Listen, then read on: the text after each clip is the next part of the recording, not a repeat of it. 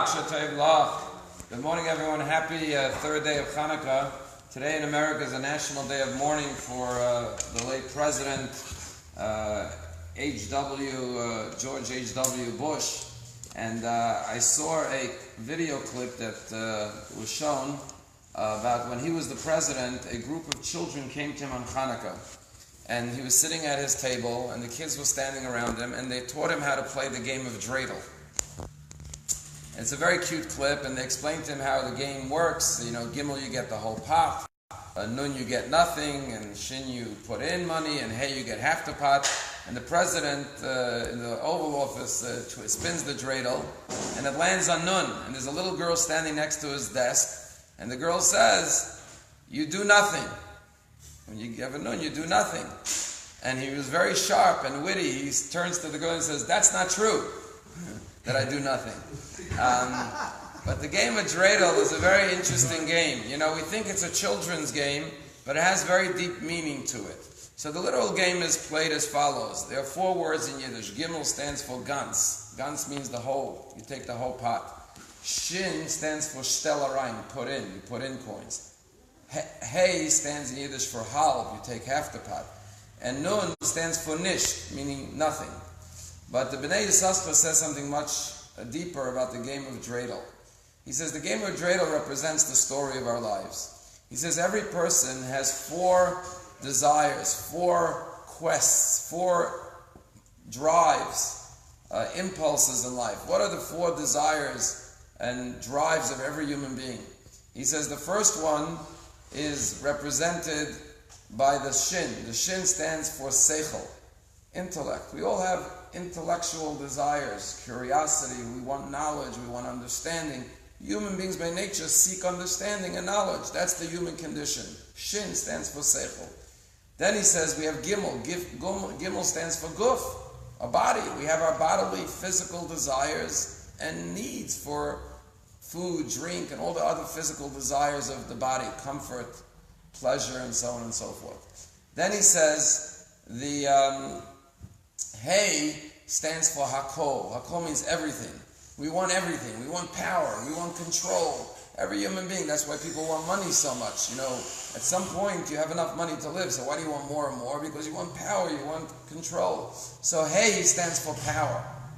And then he says the Nun stands for nefesh, soul. We have a neshama, and what does the neshama want?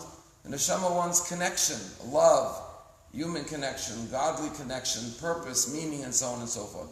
He says the 4 letters of the Gimel represents the 4 human natures and desires, which is intellectual, physical, spiritual, and power. He says, but what's the message of the dreidel? The message of the dreidel is that while there's 4 different sides, and you never know which side it's going to land on, meaning one moment we feel spiritual urges and desires, one moment we have physical cravings and desires, one moment we have intellectual, next moment we have quest for power. We keep on falling on different sides. But we should all know it's all from one top. It's all spun from above. Meaning, God created us with these 4 different desires, and the reason He made us that way is for one ultimate purpose, and that is to utilize all of it to serve our purpose in this world. And that's why all the 4 sides start with one top point, but they all come down to one point. They all spin on one point. And man's purpose and the Jew's purpose in this world is to elevate all of the 4 desires and natural inclinations that we have to bring God's ultimate purpose into this physical world. And how do we do that? Hashem gave us the Torah. You know, yesterday I had to go to Miami. And I put it in my Waze system, an invention of Israel. And I was so amazed because there was a lot of traffic and it was like a 2-hour drive. But I wasn't just amazed that it gave me the exact route, and it knows where the traffic is, so which routes you should avoid. But it told me I would get there at 5:58, and when I pulled into the parking space, I looked at the watch, it was 5:58. I said, Rabbi Nishalaylam, how does it know not only how to get there, the best route, but exactly when I'm going to arrive? And then I realized, you know, the Greeks fought against the concept of Torah being from heaven. Their whole message was that Torah is an intellectual book. Don't see it as a spiritual book from above, right? From on high. But the whole message of the dreidel is everything is from above, and it's to bring what's above down below.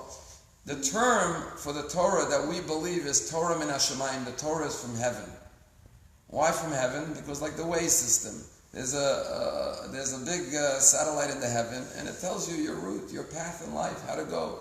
And that's what the Torah is. The Torah is the satellite system from Shemayim. It tells you how to use all of your human inclinations, desires, and drives to bring one ultimate goal into this world, which is the purpose of making this world the place that Hashem wants it to be. And that's what we stood up against the Greeks for, who said, see it as a human, a book of wisdom, not as a divine book.